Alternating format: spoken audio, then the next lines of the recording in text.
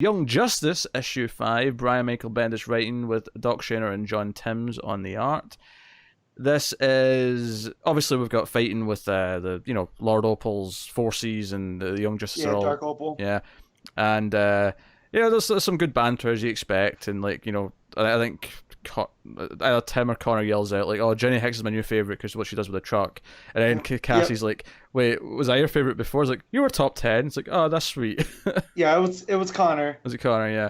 It was Connor. Yeah, but most of this issue, and probably the more interesting part here, is the flashback. And it's Tim's flashback where he's with Stephanie and they're outside the Hall of Justice. This was after they left in the car from the Detective Comics run, and I mean, it's a fair bit after because it's like 2 days before the events of this book. But they're there because Tim's having these weird feelings that something in his mind's been affected, that he's changed. He's got this memories of this past life that have seeped through. And they go to Zatanna, and Zatanna does a bit of a magic mind probe, and he basically gets his memories back of Young Justice and Connor and Impulse and everyone, and he's excited to say that Stephanie was there too, and she's not just a part of this timeline. That she has something to him in both.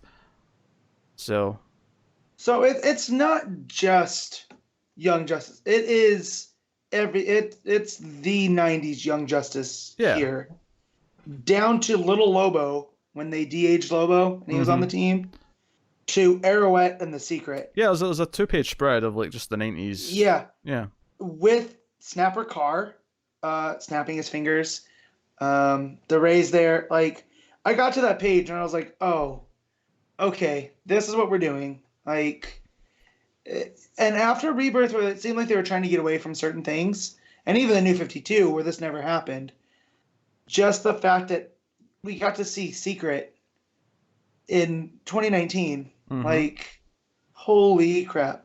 But I also like that it's Zatanna, like Tim knew to go see Zatanna because she's the one that could to do all this, so I like that there. And there's a little bit of synergy here where she mentions Wonder Twins. Like, I'd invite you and say, but the Wonder Twins did you know what? I won't even going to tell you, but just you're better off out here.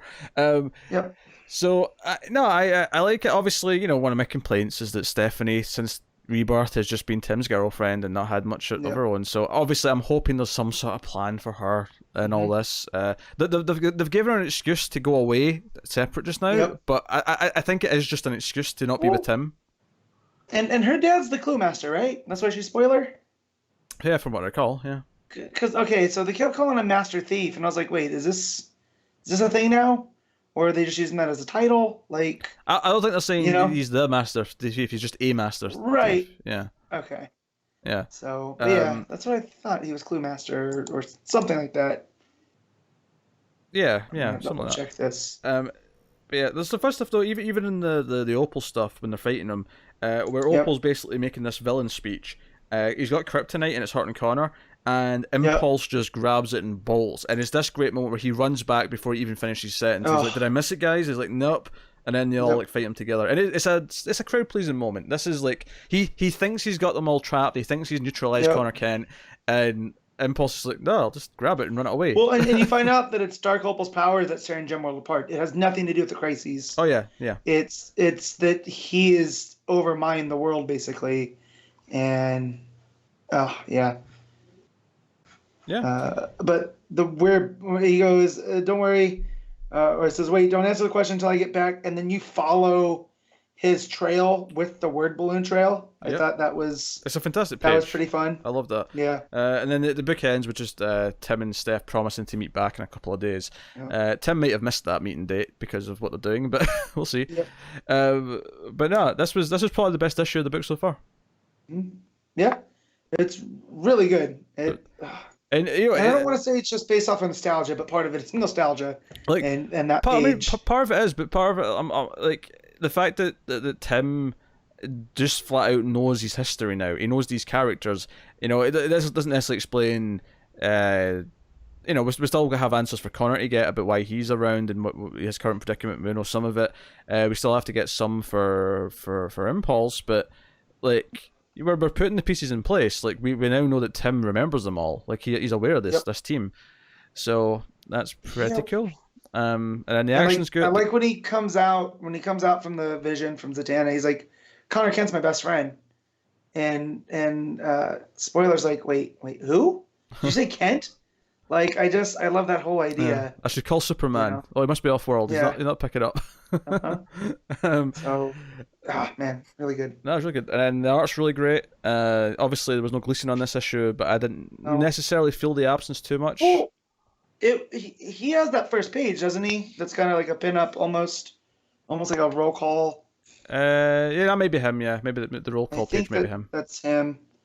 And that's really cool too, because you get a look at all of them, from Amethyst to. It is kind of a recap page, actually. The text is basically. Yeah, that's what I meant. Not a roll call, a recap page is what I meant to say. But yeah, you have Amethyst and Tim and Jenny Hex and like, oh man, yeah, I'm very excited with this book. Yeah, this book's been great, and I think this first arc, if anything, suffers a little bit because it has to kind of do all this explanation of why it can exist. Yeah. But it's had some great crowd pleasing moments throughout it, and this Impulse one with the Kryptonite is one of my favorite moments of the book so far. So. And it's so spot on to Bart too. Oh yeah. He never shuts up. That's his superpower. It's so weird that Wally's getting just like, I know. Just torn apart in the ass in another book right now, and then I'm coming to terms with like, if I have Bart, I can't have Wally, and if I have Wally, I can't have Bart. Like, it sucks, but do you know what was happening in the 90s when we had both? Barry wasn't around. That's what the difference was. We can't have all three. No. We're allowed to have two of them. Yeah. But we're not allowed all three. And that sucks, but like, Wally's my Flash, but Bart's my Kid Flash. Like, it hurts. Oh, it hurts. Yep. What are you giving it, Matt? Oh, this is 9.5. Oh. Yeah, buddy. Yeah, I'm giving it a 9. I loved it. Yeah. I loved it. Yep.